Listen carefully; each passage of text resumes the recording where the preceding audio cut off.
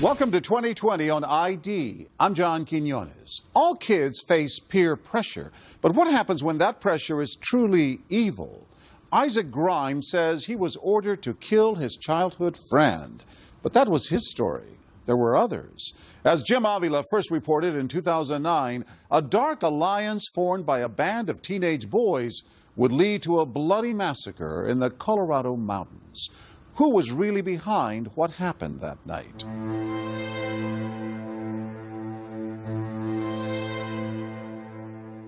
This was a very violent crime scene. There had been a whole lot of terror happen in that home. High in the Rockies, where millions vacation but only a handful brave the raw brutality of life above 10,000 feet, is the small Continental Divide outpost of Guffey, Colorado, home to a mystery as deep as the winter snow and a crime as vicious as a mountain blizzard. It's rare to get a call there of any kind, let alone something like this. Back in January of 2001, Leonard Post was an investigator for the district attorney in the area around Colorado Springs. On this New Year's morning, he's surprised to be driving up into the mountains on a homicide call. Guffey's a small community. It's very rural. Ranching community, good folks. When he gets to this isolated house in what's called the Bear Trap subdivision, Post finds that some of those good folks have just been slaughtered. 60-year-old Carl Dutcher is on the kitchen floor, shot at least 2 times, the bullets ripping through his body and lodging into the wall. His wife, Joanna, is in a heap in the bathroom, shot at least 5 times. What did the bodies themselves and where they were found, what did that tell you had happened? It told me initially that they had been sleeping. Mrs. Dutcher was in her nightgown. Mr. Dutcher had a robe on. I did not see any forcible entry into the home. So initially you would think that someone knew this family. And according to the neighbors, there is someone extremely close to the Dutchers staying here, their 15-year-old grandson, Tony. But Tony is nowhere to be found. Not long after, the county sheriff meets up with Tony's mother, Jennifer Vandresar, in this interrogation room. Any questions of us that we can try? Like I told you, we don't know what happened. So the sheriff comes and talks to you, right? Right, and I'm like, where's my son? It's really mixed. I can't decide if I feel better that my son wasn't in the house, or if I feel like confused if he wasn't there. Do you know what I'm saying? I hope he just saw something and got scared and ran. That's what I hope. And then it dawned on me, he thinks my son did this. Did he have any firearms? No, he does not own one. Do you know how to use them? His grandfather showed him how. So they think Tony, because they haven't found Tony, Right. he's not in the trailer. Right. They think Tony's the person who's killed his grandparents. Right. And I just kept saying, you have to find my son. He's hurt. You have to find him. I seriously feel that there's something bad has happened to my son. And then it came to me. I said, he's in his fort. Please go check that fort. The fort, she explains, is a makeshift campground 100 yards up a hill, overlooking the Dutchers' home. When investigators get there, they confirm Jennifer's worst fears. They find her son Tony is a victim, not a killer. Leonard, you need help? Yeah. The boy is dead in his sleeping bag, his throat slashed to the spine. And I thought I saw a knife over there someplace. So it was a very bloody, messy scene. Yes, it is. How old is this kid? Supposed to be about 14. Was there evidence of a fight? No evidence whatsoever. Such an utter lack of a struggle, there is even a board game undisturbed next to the dead body. And the Scrabble game, of course, is a game for 2 people. Yes, What did that tell you? exactly that. Who else was here with Tony? When Tony's mom, Jennifer, hears the news, she is so upset, she says she had to be taken to the hospital and sedated. But before she leaves, she gives a hint about who else might have been there. This young man, literally a choir boy, 15-year-old Isaac Grimes. At one time, Isaac and Tony were best friends. They even built that fort together. So they were that close at one point. Isaac was like a second son to me. He was at our house. Tony was at his house. They were very close. And would they spend a lot of weekends together? They did. I remember one time they dug a trench in the backyard. They'd go camping. Just fun boy stuff. As teenagers do, the boys had drifted apart. But now Jennifer tells the sheriff, according to Tony, the friendship is seemingly rekindled. He had told me that Isaac was coming up to go camping with him, and I was really happy about that because I'd missed seeing Isaac, and I was glad that they were friends again. So you thought it was a good thing? I did, and Tony sounded so happy. Did it sound unusual to you or even to Tony that after this split, that there was going to be this New Year's Eve campout? No, it didn't seem unusual to us. You know, teenagers, they fight, and then they get back together, and then they fight, and they get back together. Could Isaac know what happened? Or even more unfathomable, could this 15-year-old possibly even be involved in the killing? When Leonard Post gets Isaac into this interrogation room with his mother just a few feet away, the boy's answers to those questions are stranger than he could ever imagine. He lowered his head and he said that he was under a huge amount of pressure. You know this is hard, though. I know it's hard. Because I have Keep on. more pressure than you do. I can imagine. Okay. And had I ever heard of a place called Guyana? You know about a country called Guyana? Yeah, Guyana? I do know about a country called Guyana, yes. What could an obscure South American postage stamp of a country have to do with a murder in the Colorado mountains some 3,500 miles away? And why is Isaac so afraid? I felt like there was no way out. They said that they would kill me. They said that they would kill my family. Stay with us.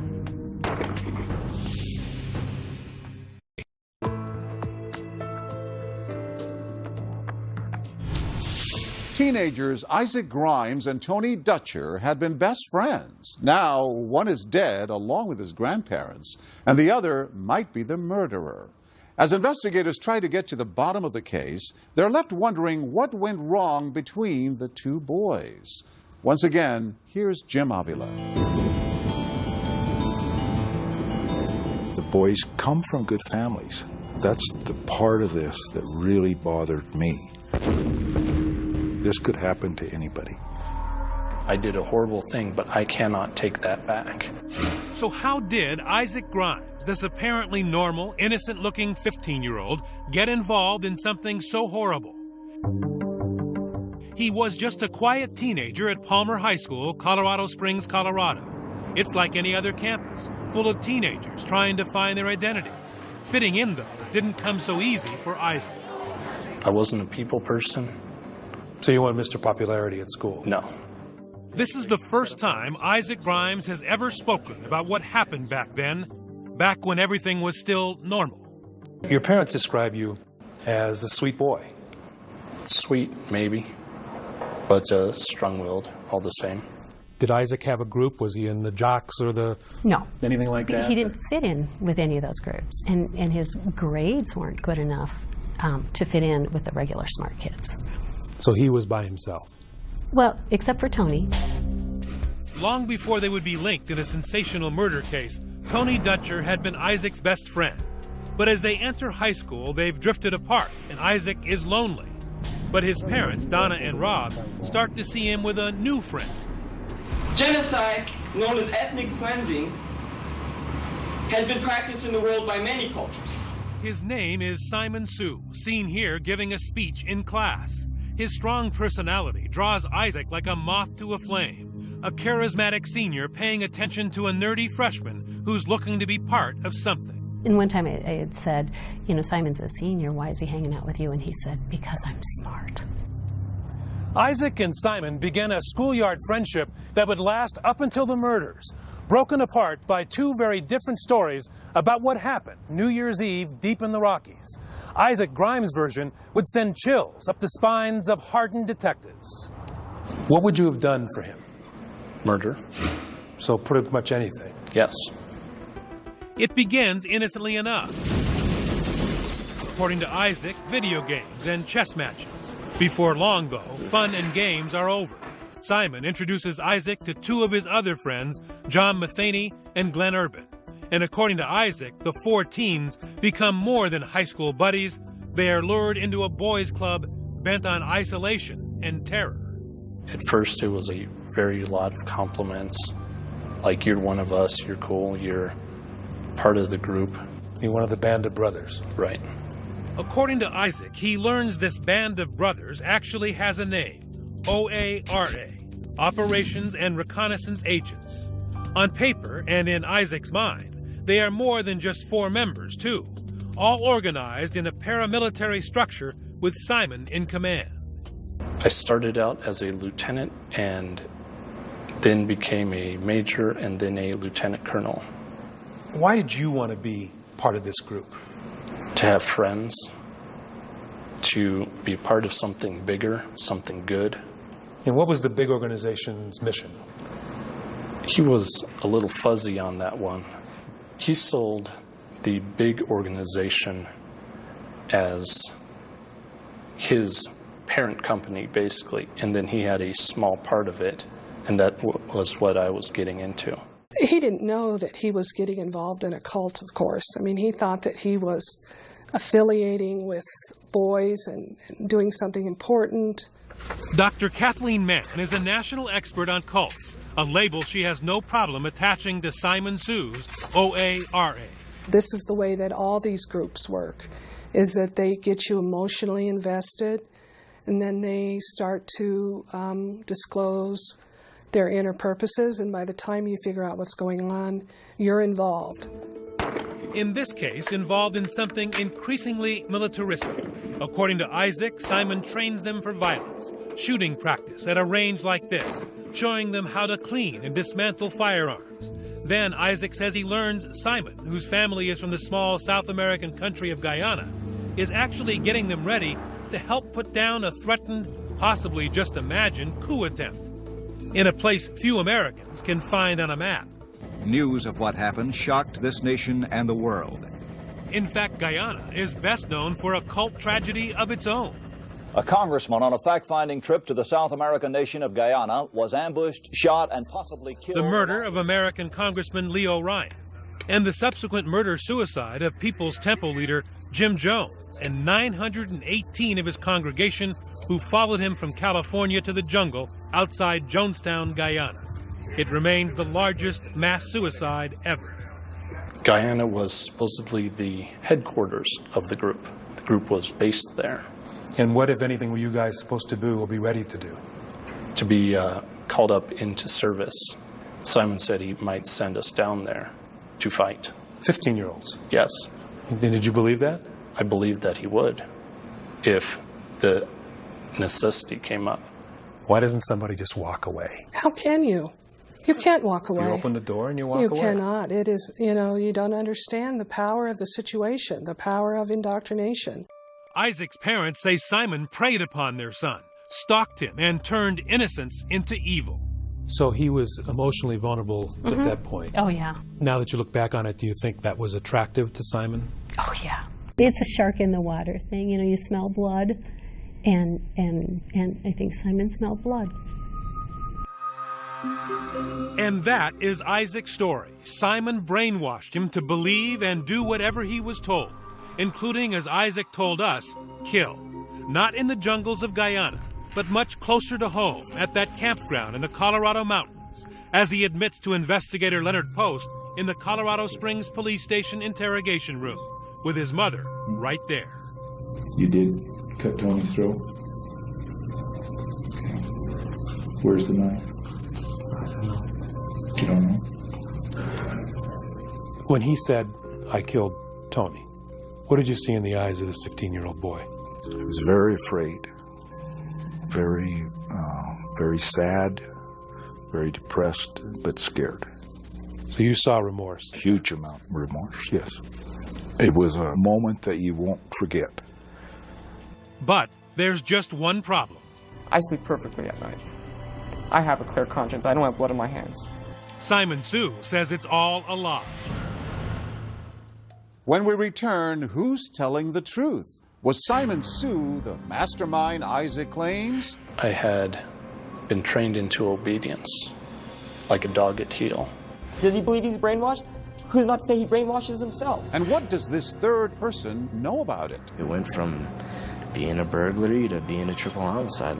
Stay with us.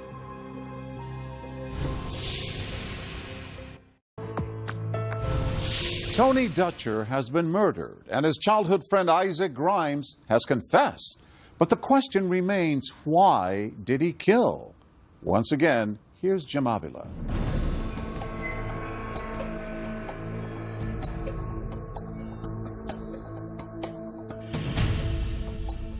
I wouldn't have gone along with it if I had known the consequences or what was going on, but I went along with it. Isaac Grimes says he went along with whatever Simon Sue told him to do back when he was only 15 years old and a newcomer to Simon's group at Palmer High School, the OARA. I never knew Isaac before Simon introduced me to Isaac. Jonathan Matheny was a fellow soldier of the OARA, targeted and recruited. Another lost boy attracted to Simon Sue's band of brothers. A young man who now says they were all on the wrong path. What this says what now? Lost soul. And it sort of describes the way you're feeling? It's kind of been my whole life. It's just kind of a lost soul going the wrong direction. You know? Kind of a lost kid, lost soul. Pretty much says it all in those two words. They started losing their way when Simon supposedly asked his 2 lieutenants to go beyond the military-style exercises at the shooting range and commit a crime, home invasion. Jonathan and I broke into a target's house. It was a specific friend that Simon had from school. We burglarized that house twice and recovered weapons from there. And what'd you do with the weapons? Gave them to Simon. Isaac says Simon Sue is storing lots of weapons and telling him and the others in the OARA that it's all part of the plan to eventually help in a struggle in his family's home country of Guyana. And at no point did you think this guy's just a nutcase and making stuff up? No. Why? I'm not sure. I think I should have. Were you scared doing this? Yes. I didn't want to get caught, and I was scared of the consequences of not succeeding. Isaac says that in this mountain paradise, those consequences were made painfully clear. Like a much more serious version of that child's game Simon Says, failure to follow orders resulted in immediate torture. Elaborate pranks, he says, that turned him into a 15-year-old automaton, repeated punches to the stomach, and being forced to eat and drink until he could hold it down no more. I used to vomit a lot. Just throw up? Yeah. Did some damage to my teeth, I think. Pieces of the teeth began falling off. Then there was always the hanging threat of execution, or execution of my family also. Did you believe him that he could do that? Yes. He had me make keys of the house for him. Your house? Yes. He had me bring pictures of my family for him so that they would know who to kill. I remember being very afraid that he was always watching me. I used to go to the bathroom with the lights off because I thought someone might be watching me. Your dad says at the end you didn't want to turn the lights on at all in your room. Correct. It was dark. I asked him to put a bar in my window so it couldn't be opened. Isaac's parents saw their child change before their eyes, deeply paranoid and obviously in need of help. So as parents, you were involved and you weren't ignoring what you were seeing. No. You were seeing some danger signs. Yeah, and talking and yeah. And I thought he was on drugs. So did you confront him? Yes, I did. And we argued about it. We did everything we knew how to do. And we called in every resource that we knew how to call in. We had him visit with our pastor. We visited with the psychologist. And we visited numerous times with his school counselor. Mm-hmm. Through all that, though, he is opaque. He will not reveal that he's being terrorized. No. Simon told him that anyone he told would be dead. So I think it was just very much, very intentionally making sure that there was nothing that we could know.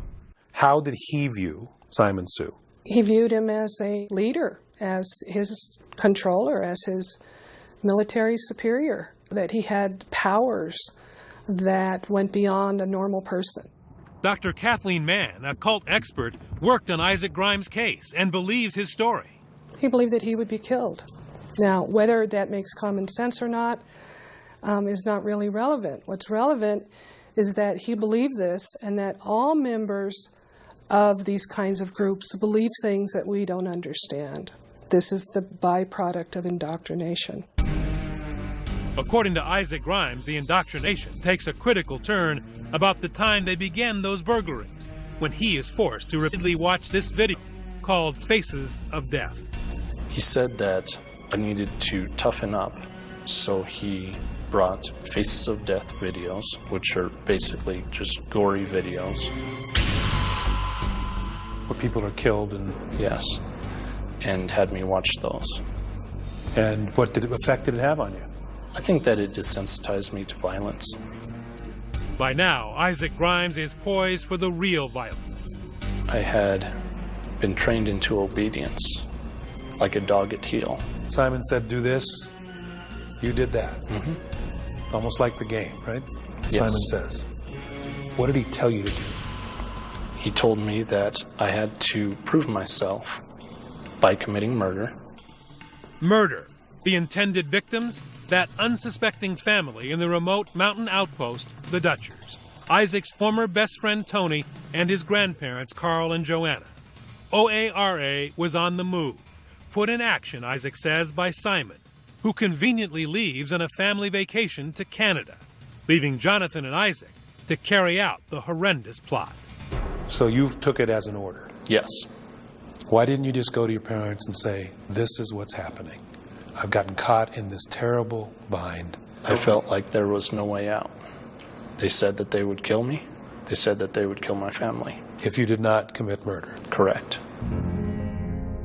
The night arrives. It's New Year's Eve. Jonathan drives Isaac up into the mountains. Tony is expecting a sleepover and some games in the fort, so it's no surprise when Jonathan drops him off and leaves. They were glad to see you? Yes. They had no suspicion that you were there to harm anybody? No. After dinner, the boys climb the hill to the fort, the campground they once helped build together. And now you will hear in Isaac's own words an account he has never spoken in public before, but revealed in this interview at the state prison where he is being treated for mental illness. What happens up at the top of the hill? Up at the top of the hill, we talked for a while. We played some Scrabble. And then I murdered him. He was wrapped up in his sleeping bag. And I pointed out what I said was a light in the distance that I wanted him to look at. And I kept saying, well, no, you're not seeing it. So I got behind him and I murdered him from there. A cold, simple narrative that has haunted Isaac Grimes from the moment he wiped his friend's blood from the knife. The first thing I did was I looked up at the sky and I said, oh God, I did it. And what does it do to you even today? It sends sort of shock through me that I could do such a thing. How difficult is it to talk about it? I don't want to talk about it. I really don't. And for a long time, even when confronted by police with his parents at his side, Isaac Grimes refused to admit it. And I really want to believe you, Isaac. I do. But I've got to look at what we have found here. And some of it isn't fitting. When we come back, police tear apart Isaac's story, and the teens turn on each other. I have nothing to lose. Unknown probably the ones going to send him to jail. Who's going to think that your best friend is going to, cost you the rest of your life? Who is telling the truth? Stay with us.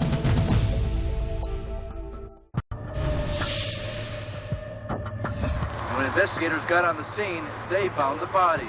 As news reports of the Dutcher killings hit newspapers and television, they are sensational. Crime itself is hideous. I can't believe anything like this has happened. But few facts are leaked by investigators. Isaac Grimes is at the center of the case because Tony Dutcher's mother, Jennifer, told him she believed Isaac had plans to be up in the mountains with her son on New Year's Eve. All he said was that Isaac was going to come up there to pull out my sleeping bag, to find his sleeping bag. But early on in this police interview room, Isaac denies being anywhere near Tony Dutcher on the night of the murder, claims he hadn't seen him since school let out for Christmas. But as in many murder cases, there is often one big break, a little mistake that shows the murderer didn't think of everything. In this triple homicide, the mistake was about a watch, a gift from Tony's mother on Christmas Day. When we interviewed Isaac, he mentioned that Tony had a watch. You describe the watch that Tony had, and you say you saw it at school. And he described the watch to us. It was a wristwatch with a band that had flames on it. It was the Christmas watch, and Tony had not gotten his present when Isaac claimed to have last seen him.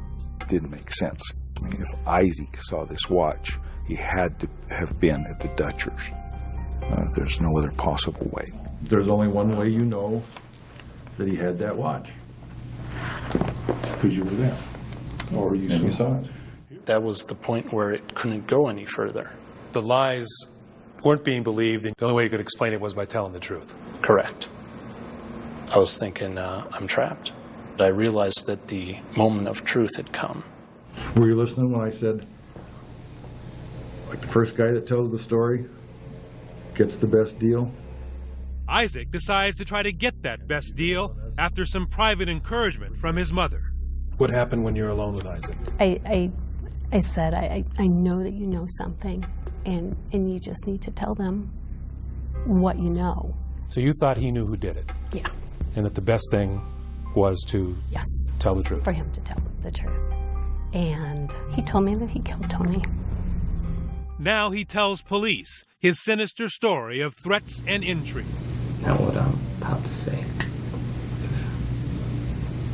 if this gets out of this close circle, I'm gonna die. My whole family line is gonna die. I mean, every drive from here to Illinois. For the first time, investigators hear it all. Simon Sue, the OARA, Guyana. Isaac admits killing Tony, but denies pulling the trigger on his grandparents, Carl and Joanna Dutcher. That, he says, was carried out by his partner, John Matheny. John went up and whacked him. Jonathan did? An NHM 90 stolen from house. Right. Just a minute. So Jonathan went up and whacked him. Jonathan Matheny, you'll remember, was another member of the OARA, the one who had done burglaries with Isaac, the one who admits driving Isaac to the Dutchers that night. Isaac tells investigators after the murders, he and Jonathan gather up some weapons, load them in the car, and leave. But on the way down the mountains, Jonathan calls Simon in Canada to let him know the mission was accomplished. Do you remember what he said to him? Something like he did it or something like that, referring to me. Do you remember if he used the word killed or murdered or like that? I don't think that they mentioned it directly, no. Just more that it was done? Yeah. But Matheny has a very different story. He claims he was never inside that house, and even though he would later admit to being the driver, when first interrogated by police, he denied ever being at the crime scene and tells his mom he's being framed. It's Duffy, Mom. I don't even know what Duffy is. Should we get a good attorney, Mom? Because I can't do it. I don't want him to pull some kind of scam or something, Mom. I don't want to rot in jail for the rest of my life for something I didn't do. Sorry. Why would Isaac say something like that? Go hard, yeah. Just make sure you get a good attorney. There was no motive other than we wanted the guns. It went from being a burglary to being a triple homicide like it is, with no point to it. I dropped him off and I've picked him up. You didn't go inside the house? I've never been inside that house. There was no evidence. There's no DNA. There's nothing to say that I was there. You didn't kill the Dutchers? Of course. Who killed them then? I can't say I wasn't there. What do we have today that tells us that Isaac is telling the truth and Matheny is lying? You have Simon Sue. At the time of the murders, Simon Sue was conveniently on vacation with his parents. But when police get him inside their interrogation room, the chess master is in check and, threatened with a harsh sentence, gives up not just Isaac, but his buddy, Jonathan Matheny. I have nothing to lose. I'm probably the ones who are going to send him to jail. I don't. Right. Hey, but that's it. And this is it. I'll testify it. That's it. It was betrayal from the top. Simon tells investigators that in that phone call right after the murders, Jonathan implicates not just Isaac, but himself. From your understanding, who killed who? Okay. Isaac killed Tony and John killed the other kid.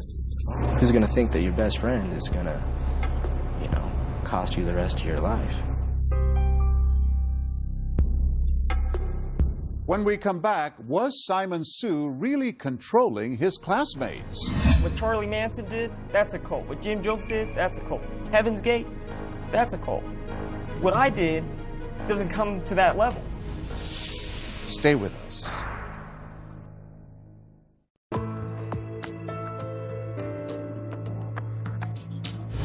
Three murders and conflicting stories about who committed them. Two suspects point to a third, an alleged ringleader. Was he the one calling the shots? Here with the conclusion of our story, Jim Avila.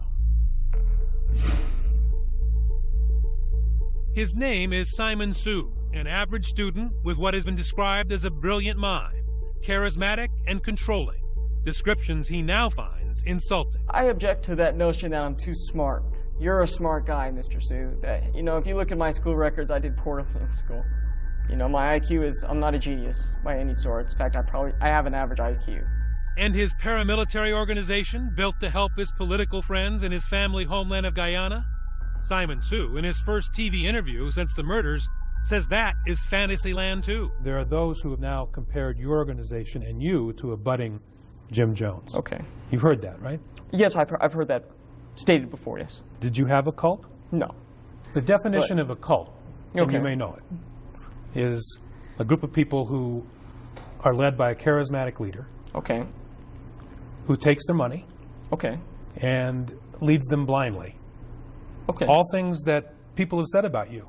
The whole thing about a cult.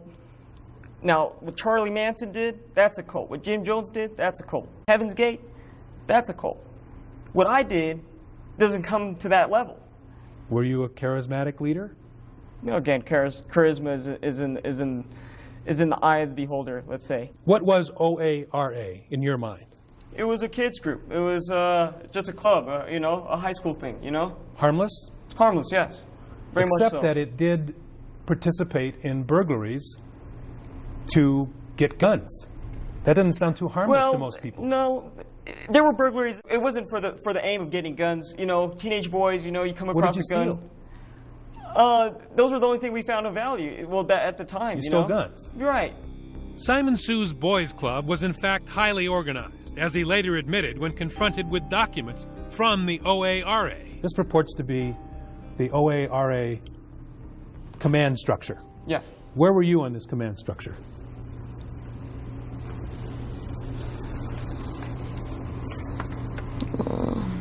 It's only one page. Okay. I guess I would be at the top. Simon Sue claims that Isaac Grimes is making up a story, and he denies being a commander of some kind of paramilitary outfit. But this piece of paper, in his own handwriting, contradicts that denial. And where are John and Isaac?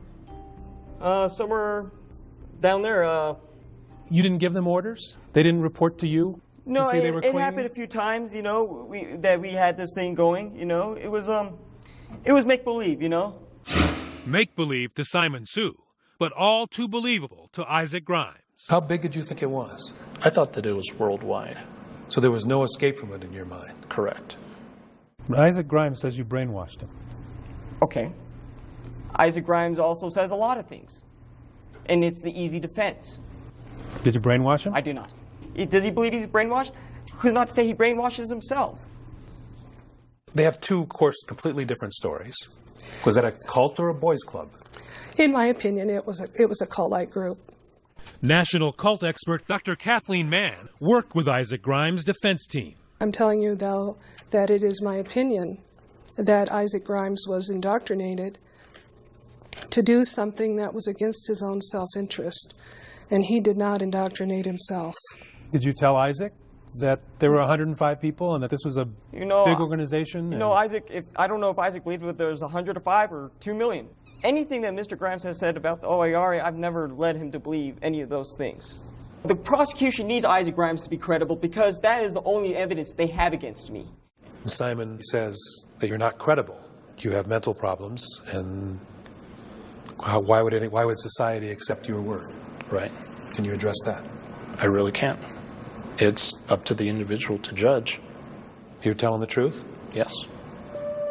Clearly, at the beginning, the authorities saw the OARA as a serious threat to Isaac and his family. Look at the security at this hearing for Isaac and John Matheny. Armed guards patrolling the outside. Death threats and tire slashings aimed at the suspects' families prompted tight security at the Park County Courthouse. Inside, both boys wore bulletproof vests for protection from possible attacks. Grimes and Matheny were arraigned on charges ranging from first-degree murder to burglary. But even though police no longer believe Simon Sue is a threat and his organization out of business, Isaac's parents still live in fear, worried that the OARA is much more real than Simon wants people to believe today. You don't look at people the same anymore. They know where to get us and where we are. Capable of violent retribution even now. When I start a car, I open the door and I have one foot in the car and I turn my head and turn the key. We have dogs, 3 dogs now, that will protect us, I hope. You're still afraid that somebody from that organization might kill you? It's that real to you? Yes. So you don't think it was just 4 boys? No. Not at all. In the end, none of the boys wants a trial in the Dutcher killings. Though only Isaac confesses to murder, all 3 of them plead guilty to conspiracy to murder and covering up the crime. Yes, even Simon said to the judge, "I did it." You understand what it means to plead guilty. You understand what you're being accused of, which was planning the murders. Right. And yet you pled guilty, but today you're telling me you didn't do that. I wouldn't have had a fair trial. They all end up with harsh sentences. Isaac, 60 years. Jonathan, 66 years. And the supposed mastermind, Simon Sue, 53 years behind bars. That I still have a son in prison. And I'm responsible. Nadia Sue claims her son only pled because she begged him to take the offer. She was terrified in the aftermath of 9/11 that someone who looked like a foreigner could not get a fair trial. So you felt you had no choice? I had no choice. Our son is going to prison for life, or we have 53 years to choose from. Since then, she's written to Isaac in an effort to vindicate her son. And Isaac has written back to her and the DA, sometimes claiming he acted alone. But this is what Isaac wrote. During my testimony under oath, I knowingly and willingly lied. So he says in that letter that he actually did kill the Dutchers, not just Tony. Right. But the letters are filled with outrageous rants, and Isaac's parents say they only show the full effect of his illness, his mental deterioration, after suffering so long with the guilt of killing his once best friend. Oh my God.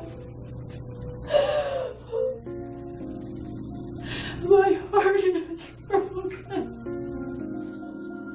The heartbreak on display the night Isaac Grimes first told his mother and then police how he murdered his best friend on orders of Simon Sue is now mixed with regret, even guilt. It was Donna Grimes who encouraged her son to fully confess before getting a guarantee of a lighter sentence. You know, if I had been smart, I would have said we need an attorney. But it didn't enter into my mind that he would need an attorney. I miss him. I really miss him. Perhaps the most tragic ending of all, Jennifer Vandresar, the mother of Tony Dutcher. Do you miss him every day? Every day. Her misery leads to drinking and pills, 2 suicide attempts, and then horribly, another life lost. One awful night, under the influence, she drives the wrong way down the interstate and kills a 27-year-old father. I don't remember doing it. You don't remember driving down the wrong side of the road? I don't remember anything. She would serve 5 years in prison, alone with her grief, contemplating, she says, new ways to join her son in heaven. It's very hard to stay on this planet for me because in my mind, in 5 minutes, I can be with my son. My son was everything to me. Jennifer now writes letters to Isaac, her son's killer. After years had gone by and I had learned more and more information about the circumstances, I had to forgive. I will never be done grieving, and I had to learn to live with this.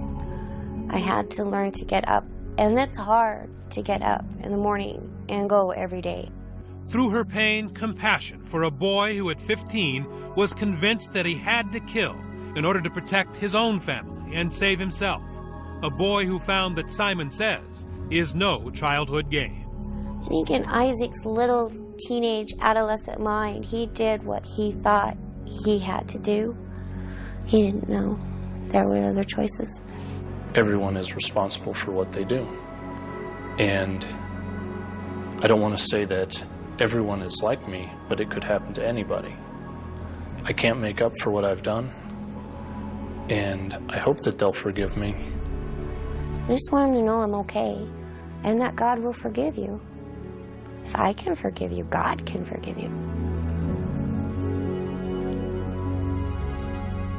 As of 2014, Isaac Grimes has been transferred to another prison facility. He is appealing his sentence.